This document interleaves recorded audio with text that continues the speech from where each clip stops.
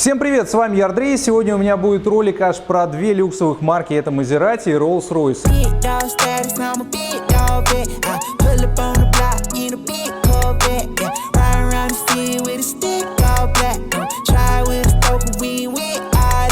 И еще я вам расскажу очень полезную, интересную информацию, которую никогда не рассказывал у себя на канале. А начнем мы с проверки качества Maserati, которая называется Ghibli, по-моему, да? Maserati Ghibli.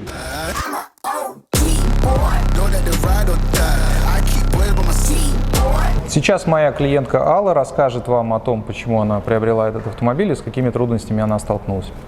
Да, автомобиль я приобрела, потому что он красивый, понятно, да. Плюс мне сделали скидку на тот момент. Для меня это была идеальная машина, потому что она мне подходила и по цвету, и по салону. Все то, что я хотела. Хотела дизельную машину, мне ее привезли. Она стояла в Европе, мне ее привезли сюда. Наверное, месяц я была счастлива, потом начало все ломаться потихонечку. Так как я покупала, получается, в декабре, уже был холод. И первая, наверное, исправность моя была из-за того, что она просто на улице как бы замерзла. И когда я позвонила... Не завелась? То есть она завелась, и вылезли все ошибки на панели, да? Очень много ошибок. Я позвонила менеджерам, они сказали, что как бы да, ей холодно, эта машина вообще да, не предназначена для того, чтобы ездить на ней в России, но как бы ничего страшного. Прям так и сказали? Да, так и сказали. Да, мы еще посмеялись, что этой машине нужно шубу приобрести, как бы для чего, как вообще с ней поступать-то? Они говорят, ездите, все нормально. Но потом просто потихоньку начало что-то сыпаться. Каждый раз что-то происходило. То есть сначала какой-то крежет. У меня был крежет при разгоне. Я обращалась с этим звуком, наверное, через месяц, через два, в начале, как только купила. С ними я ездила, как это называется, на тест-драйв, да.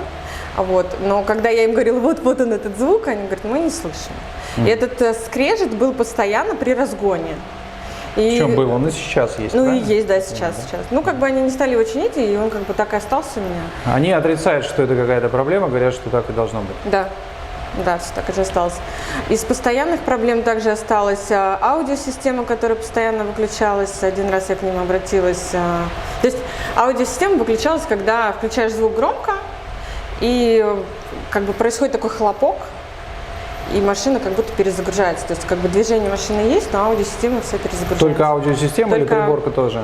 Аудиосистема, вся приборка, вся панель перезагружается, то есть весь экран. Сразу выключаются все подогревы, это все отключается. Потом она перезагружается, все включается и заново. То есть, может так несколько раз подряд. Больше 30 дней автомобиль простоял здесь, в Вавилоне. У него были проблемы с задними амортизаторами, с рулевыми тягами. Да? Да. 34 или 36 дней. 36 дней, да. 36 дней простоял автомобиль. На данный момент он снова сломан, там имеется порядка 4-5 недостатков. Посреди дороги машина моя просто выключается. На ходу? На ходу она выключается. И в этот момент я была в пробке изначально, и я пыталась найти хотя бы ее докатить, пока она была на ходу. То есть она докатывалась в какой-то карман, чтобы не стоять посреди дороги. И она выключилась, и я переградила выезд пожарной части. У меня родители живут 100 километров от МКАД. Я выехала на трассу по Волгоградке, и благо, что также я недалеко заглохла, и остановилась на заправке, рядом с заправкой. И посреди ночи, часа в 3 ночи, я стояла там. Потому что моя машина просто не заводилась. Она не заводилась, наверное, на протяжении часов 3. А потом, через какой-то момент, видимо, она остыла, подумала и завелась. Дабы не тратить ваше время, мы сейчас начнем с тест-драйва, потом машину загоним сюда, заполним все необходимые документы и уже будем отталкиваться от этого. Сейчас буквально пару минут. То есть они с рваным патрубком интеркулера предлагают нам поехать на тест-драйв, правильно? Нет, там знаешь, в чем проблема? Они не верят, что он рваный. В смысле, какая разница, верят они или нет? Сейчас мы ему это объясним. Верят. Пока они просто не верят. Они же дилер. Они должны разбираться, они верить или не верить. Там просто порван патрубок интеркулера, соответственно, в таком состоянии, на наш взгляд, на машине просто опасно ездить. Смотрите, у вас здесь жалоба указана, что при нажатии педали акселератора насчет движения здесь вообще никакой речи нет. В смысле, когда нажимаешь педаль акселератора, то что с автомобилем происходит? Же движение как раз, правильно? Как у вас здесь указано, возможно, вы можете педаль акселератора на месте нажимать. Я с трудом себе представляю такую ситуацию, я обычно так не делаю, зачем это нужно?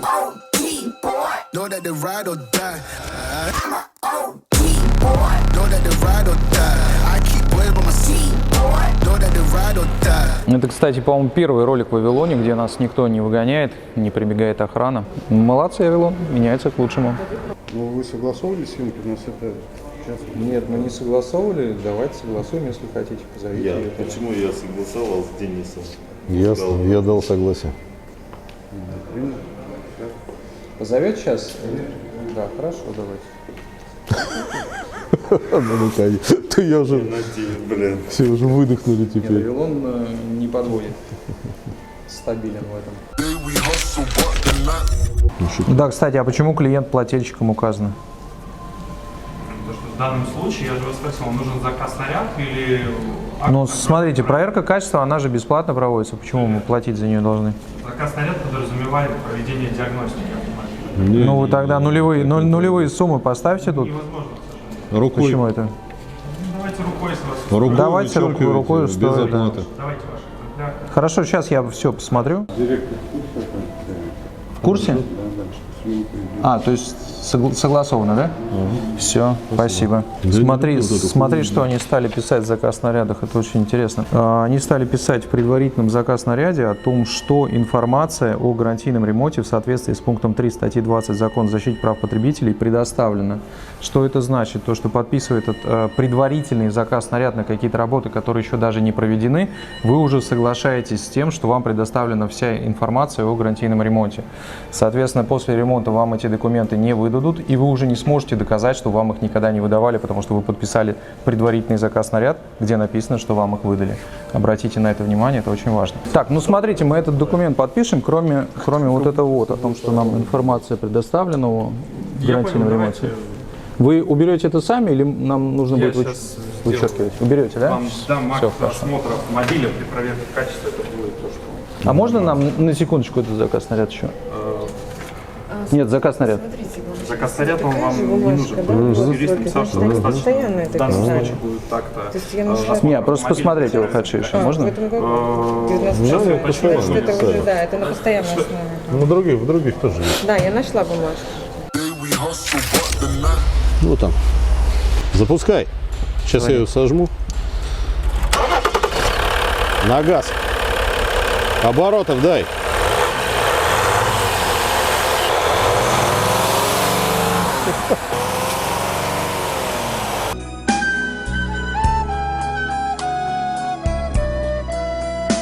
А вы будете фиксировать для себя это?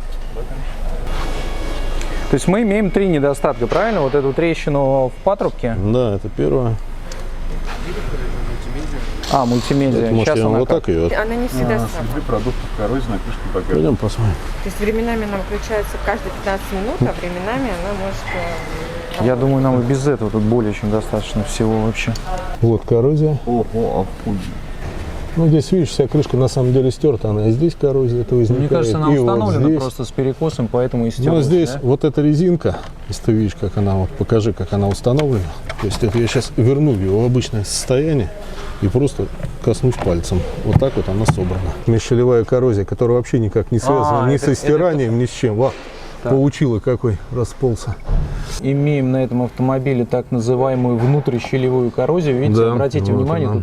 тут коррозия происходит прямо под лакокрасочным покрытием. Из-под завальцовки идет, видишь? Вот. Никаких механических повреждений нет, а коррозия есть. Такой дыркой в патрубке возможна эксплуатация автомобиля? Нет? Ну, мне тоже кажется, что по идее на нем ездить нельзя. Тогда, значит, мы не сможем подтвердить. Ну, дать Или мы производим ремонт, меняем этот патрубок. Не, я думаю, этого не нужно нам делать. надо делать, точно. Можем поездить по площадке внизу по территории. Мы же написали претензию о расторжении договора купли-продажи. Соответственно, в ответ на эту претензию ваши представители пригласили нас на проверку, чтобы убедиться, что все эти недостатки есть. Но получается, нам, в принципе, для удовлетворения наших претензий достаточно вообще одного, любого. Если вы подтверждаете то, что есть недостаток, я думаю, что, может, и нет смысла что-то еще исследовать. Ну, рискованно ехать, скажем так.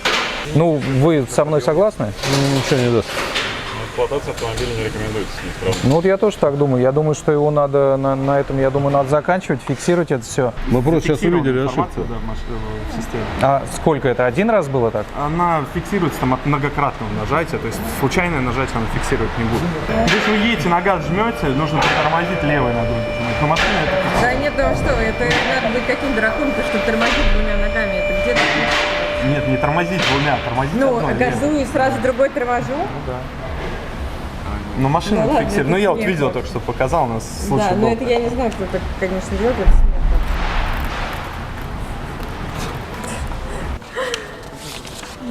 Нет, так не пойдет. Смотрите, тут подпись должна быть. Да, теперь все нормально. Все, мы побежали в этот брус тогда.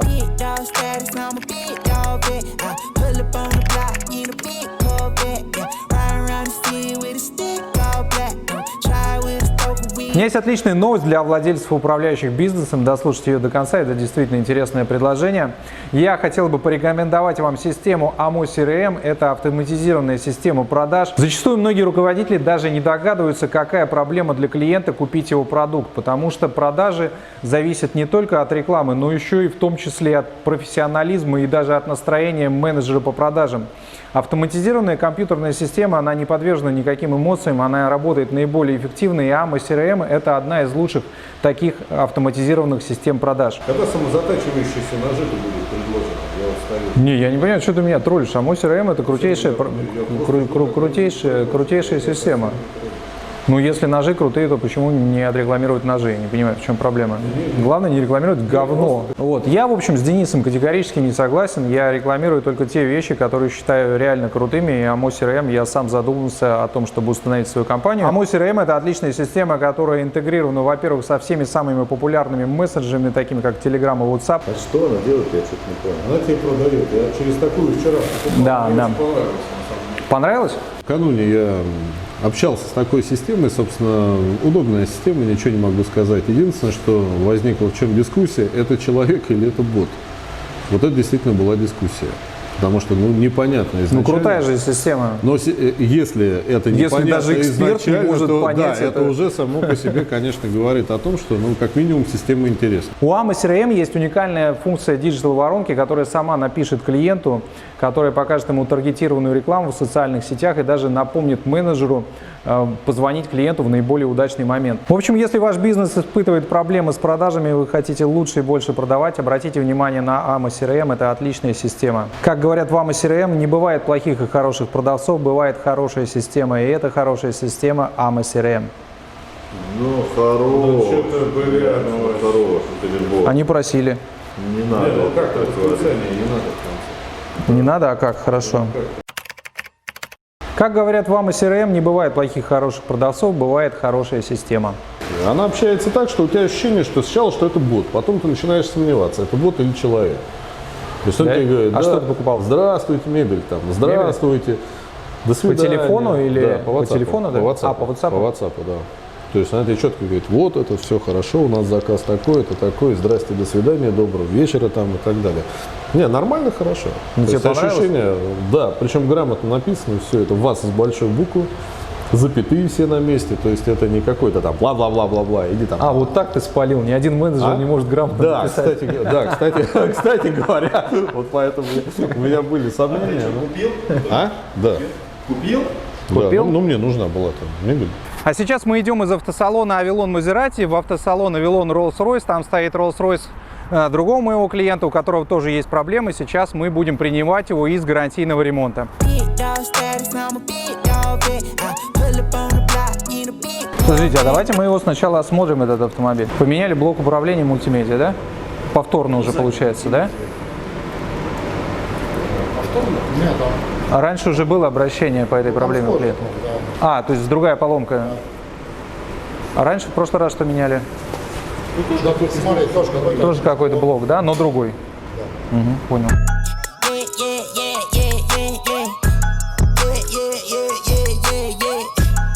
Все работает.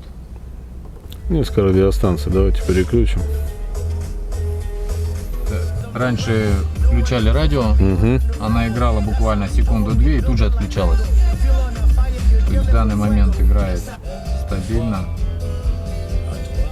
Проблем никаких не вижу. Не, ну По работает. крайней мере, да, стабильно. Да, она стабильно включается. удерживает. Мгм. Ремонтные работы вы выполнили, правильно? Да. Поиск неисправности, программирование. То есть вы не меняли блок, что ли? А, меняли, вот он один. Меняли, там А почему он предварительный тогда? Ну, это очень странно. Должен быть предварительный, когда клиент к вам обращается, и окончательный, когда уже ремонтные работы выполнены. Ну, смотрите, по закону вы должны выдать документ, где указаны все использованные запчасти, тут это есть, а также дата готовности. Распечатал, сейчас секунду. Давайте. Пока мы ждем менеджера, я расскажу про нашу новую услугу, которая называется юридическое сопровождение владения автомобилем. И это аналог страховки, только юридическая страховка. То есть юрист сопровождает вас с момента покупки автомобиля, он проверяет все документы в момент совершения сделки и сопровождает весь период владения, включая все ТО, гарантийные ремонты. Вот сейчас мы как раз приехали по такому договору с клиентом принимать автомобиль из очередного гарантийного ремонта. Каждый гарантийный ремонт клиент мне звонит, я его инструктирую, как себя правильно вести, как правильно оформлять документы, какие ему должны выдать документы, какие у него есть права. И вот так вот сопровождаю весь процесс владения автомобилем. Если с автомобилем все хорошо за этот период, ну отлично, значит у клиента просто остаются правильно оформленные документы, он продает автомобиль кому-то другому, и на этом все. Но если у клиента какие-то случаются в гарантийный период с автомобилем проблемы, то он уже полностью подготовлен к тому, чтобы легко и просто произвести возврат, потому что юрист контролирует весь процесс эксплуатации автомобиля от и до. Начиная с момента покупки, все документы правильные, там нет формулировок, которые ущемляют ваши права, и заканчивая сбором документов. А как мы видели сегодня в ролике, дилер пытается обмануть просто на каждом шагу, такие вот откровенно уже жульнические вещи делает, что якобы он выдавал документы о гарантийном ремонте, когда клиент даже еще не забирал машину из гарантийного ремонта, а только за ним обратился. И таких, на самом деле, нюансов очень и очень много. В случае необходимости к юристу подключается еще и эксперт, который проверит ваш автомобиль. Ну, во-первых, в момент покупки, потому что все мы знаем, что можно купить битый и перекрашенный автомобиль. Вдвойне весело об этом говорить в автосалоне Aston Martin. Соответственно, эксперт сопровождает покупку автомобиля, проверяет, что все было нормально, чтобы он был не бит, не перекрашен, чтобы все зазоры были ровные и качество его соответствовало договору. И дальше, соответственно, эксперт также в случае необходимости может представлять ваши интересы в процессе гарантийного ремонта автомобиля, принимать его, в частности, из гарантийного ремонта, как вот Денис сделал сейчас. Ну, в данной ситуации с автомобилем все хорошо, Денис осмотрел его, недостаток действительно устранен по гарантии, с документами, в принципе, в целом тоже все хорошо. Сейчас я добьюсь от менеджера, чтобы он внес туда дату выдачи автомобиля, и после этого клиент уедет эксплуатировать свой автомобиль дальше. Подписи клиента тоже нужны. Да, хорошо. Если у вас автомобиль уже более 30 дней простоял в гарантийном ремонте, но еще не хватает оснований для его возврата, то есть, допустим, там был всего лишь один недостаток, и вам нужен второй для того, чтобы реализовать свое право, тут ситуация прямо противоположная с той ситуации, когда вам не нужно забирать автомобиль из гарантийного ремонта. Тут в данном случае не нужно его передавать туда вообще. Если вы обнаружили какой-то недостаток, пишите претензию, делайте проверку качества и расторгайте договор, получаете свои деньги. А вообще рекомендую вам в любой непонятной ситуации лучше обращаться к юристу, потому что все зависит не только от закона о защите прав потребителя, но еще и от судебной практики. И все бы ничего, но эта судебная практика, она постоянно меняется. Сегодня суды решают так, завтра они решают по-другому. Послезавтра Верховный суд может дать какое-то указание, разъяснение судебной практики, и будет другая судебная практика, и за этим следят специальные квалифицированные люди, юристы, такие как я, например. Поэтому подписывайтесь на мой канал, ставьте лайки, делитесь этим видео. С вами был Ярдрей, дальше будет интересней.